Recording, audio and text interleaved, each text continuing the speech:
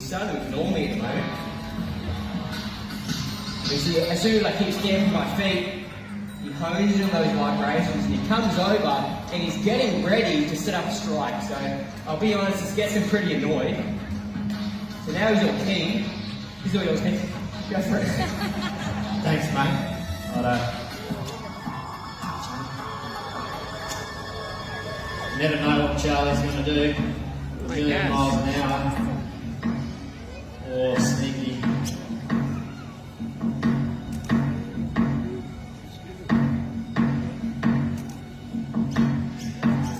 Boy.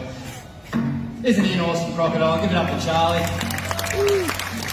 Now that was by no means a full noise to Charlie. When he really means it, he can strike from beneath the surface of the water, at least half his body length in the blink of an eye. Now remember, up in crocodile territory, it's not crystal clear like this. It's deep, dark and it's murky, and you would have no idea that there is a crocodile just at your feet underneath the surface of the water. Now crocodiles will strike for one of two reasons.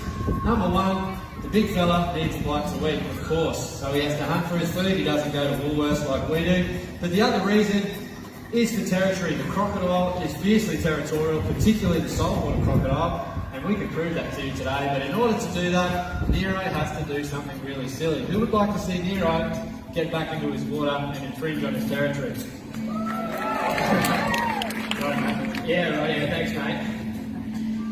Alright, so as soon as I get back in, so he's about to pop up right now, he's having a look, but as soon as I jump in, get back into his water, straight away, look, he's straight on to me. I mean, this is his home, this is his territory, so he's at home in the water. He can swim as fast as a dolphin if he wants to. I can't, I'm not going to get out. But he's slowly making his way over, and again, he's hunting through those vibrations, popping up, having a bit of a cheeky look there. Come me fella. As soon as he goes under again, he's back into wild stalk mode. Even though he's been in captivity for a long time, he still acts entirely like a wild crocodile. So he's hunting, he's stalking, he's not striking out to get the tiny piece of food in my hand, he's striking out at us, hoping that he'll get us. So, try and get him out again. Watch out. Holy crap. Give it up for him. Wow. My hand hurts just hearing that sound next to me. That is his jaw pressure. That's over 3,000 pounds per square inch closing jaw pressure. He's got no lips. So that's bone on bone. And standing right next to him when he makes that noise, it's like a gun going off next to your ear. It's super loud. But he's coming over right now, and we'll try and show you another form of strike that crocs will do. Thanks, mate. Now, you've seen Charlie strike from the edge of the water twice now, and you can see that he can push that body well out of the water, but crocodiles have another place where they love to catch themselves with what to eat, and they don't even have to show themselves at all. They'll stay completely concealed beneath the surface of the water, and if there's something overhanging the water, then they'll use what we call the tail walk method. Now, Charlie is the king of the tail walk. Now, he came out slowly those last couple of strikes, but this is where you really get a good understanding of what the crocodile is capable of doing. Now bear in mind, Charlie is at least 400 kilograms, so the amount of weight that he has to push up and out of the water for this to be a successful hunting exercise is absolutely phenomenal. The amount of power in that tail, and that's what can propel him at around 28 kilometres an hour. So as fast as a dolphin, which is unbelievable. Now Charlie certainly makes us wait from time to time, and if he goes beneath the surface of the water, believe it or not, he can hold his breath for about 7 hours. So I hope you brought your lunch with you today. Now, where you go? I'll get him out in this deep water. Oh my gosh. Yeah, that was not going for the small bit. Now there's that jaw pressure that Nero was talking about. That's bone on bone. It doesn't have any lips.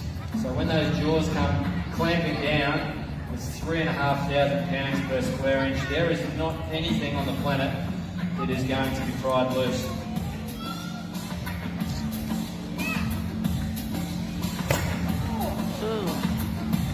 So let that be a lesson to you. When you are up in Northern Australia, you do have to be wary of that tail-walking crocodile. Now, croc territory is not here on the Sunshine Coast. You have to begin up in North Queensland, continue Australia down to Broome in Western Australia. The warmer waters are where the crocs like to reside. Alright, what we're going to try and do here is bring them out one more time to put to bed one of the biggest myths about crocodiles, and that's that they can run fast up on land. So once he's come out, it's pretty slow for him now, but now he's completely out. That is flat out for Charlie up and past on the ground.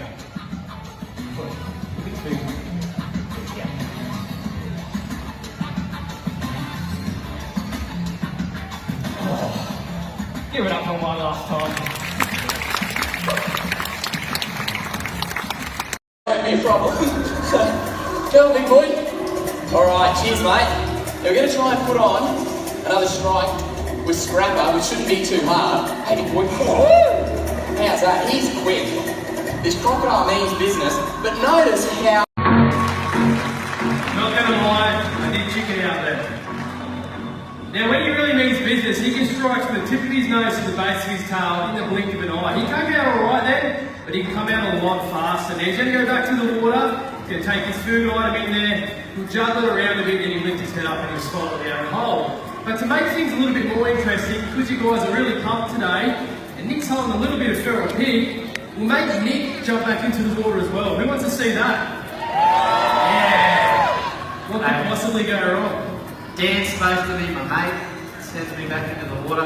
Now, watch Weaver as he goes into the water. He made it look very difficult on land then, 400 kilos dragging across the concrete. But when he gets into the water, he's completely weightless.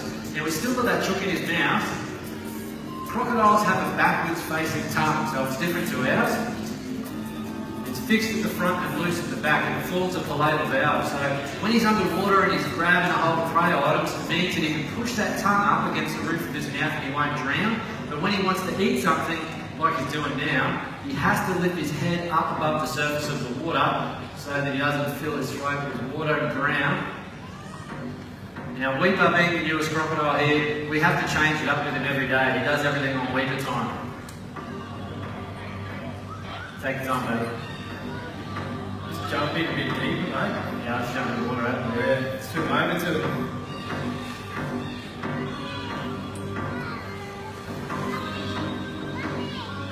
You can see he uses his tail as a bit of a ballast for him, so he can keep his head up and out of the water. Now we're going to try and get Weaver down towards the tail walk ramp. You've seen him strike out from the edge of the water, but there is another place where crocs are absolute dynamite, and that's areas overhanging the water. We're going to bring him down, we're going to get Dan to show you that. But while we're waiting for Weaver, I did want to let all the single ladies in the audience know that Dan, we call him Hollywood because he's one of the best looking blokes here at the zoo, he is single and available. Okay? One or two ladies think you're good looking, Dan. Just a word of warning, Dan's his late 30s now, he still lives at home with mum. I mean, financially that's probably a good thing, stable. Apparently he's a fantastic cook, that's what his mum said anyway. But if you do see Dan around the zoo today, make sure you come and say good day. Thanks for that, mate. Been a bit quiet. Clearly you haven't been talking to your sister in a while. Ooh. That's going to cost me later, guys. He's my boss, so I might be back into the volunteer program. Like Nick said, we're actually going to show you the tail walk now. Weaver's looking pretty keen for that bit of pig, so at the end, we'll try and get him out again. But the tail walk method, it's not a circus trick that the taught Weaver or any of the crocs here at the zoo. It is actually a natural behaviour. Crocs really love to hunt this way, because when they hatch out of an egg, they're 15 centimetres long, they're tiny, so they're not going to be taking down items at the side of the water, they're not going to be launching out like Weaver is, or like Weaver did before. So what they'll do is they'll sit underneath some reefs and they'll be taking out frogs and insects and anything small enough that are on the reef for a baby crocodile to have a go at. And they'll tail walk to Weaver's size and even bigger. Now, the distance he can tail walk out of the water is the same as his strike range, but from the tip of his nose to the base of his tail, vertically up and out, which puts his head up and over this top bar right now. And he's looking pretty keen. Watch that tail, where he's going to get all his power from. Give it up for him, guys. How was that? He was definitely up in your head. Yeah, don't blame him. little bit nervous now. He's pretty keen to show us how high he can tail walk, so we've got him in the deep water. But at weaker size right now, he can take it down possums and snakes, silly zookeepers and overhang the water. Give it another go. Get your camera roll again, watch that tail, that's where he gets that power from. There we go guys, give it up for him again. And he's a legend. So let that be a lesson for you. If you are up in crocodile territory in Northern Australia, always beware of that tail walking crocodiles.